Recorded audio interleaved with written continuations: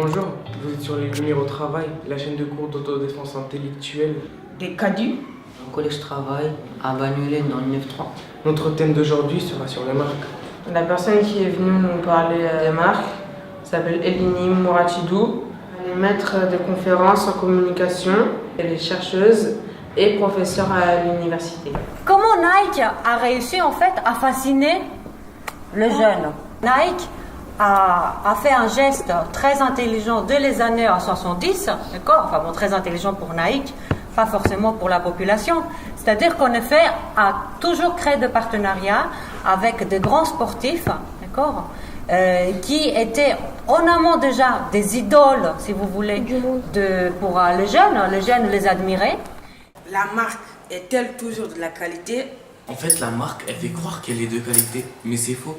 Elle s'appuie sur des stars mondialement connues. La marque ne prouve pas la qualité parce que j'avais acheté des Nike au bout de 3 mois et ils se sont déchirés. Mon père m'en a acheté des faux, ils se sont tenus plus longtemps.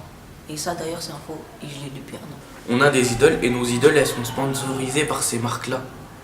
Et du coup, nous, vu qu'on veut ressembler à nos idoles, pas forcément. Eux, ils vont les sponsoriser, ils vont nous faire croire que c'est de la qualité. Mais c'est fou les gars. Les marques ne sont pas toujours de qualité parce qu'elles sont fabriquées en grande quantité dans de mauvaises conditions de travail. On achète des marques pour se sentir important et supérieur aux autres. Et quand je porte mes vêtements de marque, je me sens fier. On achète de la marque pour appartenir à un groupe et pour prouver qu'on a de l'argent. Si je vous parlais maintenant des logos des marques. Vas-y. Ça représente une marque. Ça représente une marque, ok. Comment Nike a réussi en fait à fasciner le jeune? Avec des modèles plutôt tendance. Oui, mais alors je peux te dire que si je t'avais apporté exactement le même modèle sans le logo Nike, exactement le même modèle, je pense que tu aurais préféré celui qui a le logo Nike. C'est-à-dire que ce n'est pas tant le modèle qui fascine, mais la façon selon laquelle la marque présente ces modèles. Oui. Par exemple, Nike fait un partenariat avec les stars. Puis quand on les voit dans les magazines et des choses comme ça, quand on voit par exemple qu'ils ont une nouvelle paire de chaussures Nike, et ben on a tout de suite flashé dessus parce que la personne l'a mis et du coup on veut ressembler à cette personne. En fait, tout à fait, c'est tout à fait ça. Et à un moment donné, nous en tant que consommateurs qui regardons ces publicités qui sont en plus très bien faites, on a l'impression que moi aussi, à travers Nike, je vais devenir aussi forte ou aussi fort que tel ou tel autre sportif.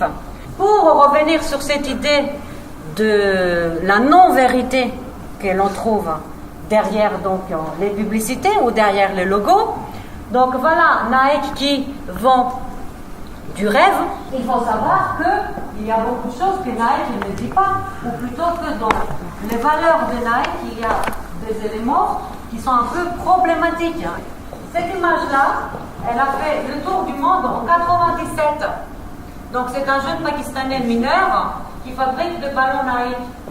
Et donc le rêve, il est où finalement?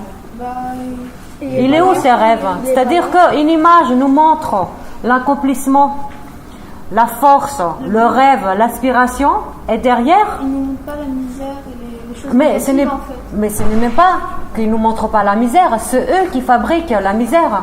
Derrière tout ça, nous, on va payer cher une paire de chaussures Nike. Et parfois, on va même en être fier, parce que je payais 150 €.